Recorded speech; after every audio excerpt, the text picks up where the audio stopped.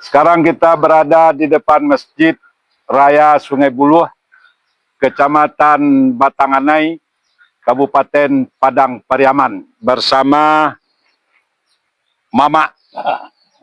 Sedang ke sawah, Mak? Iya. Engko, Ya.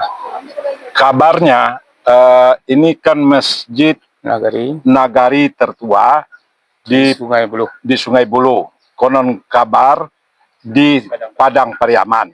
Ya. 1808. Ya. Tolong engkau sampaikan kehebatan dan kekeramatannya.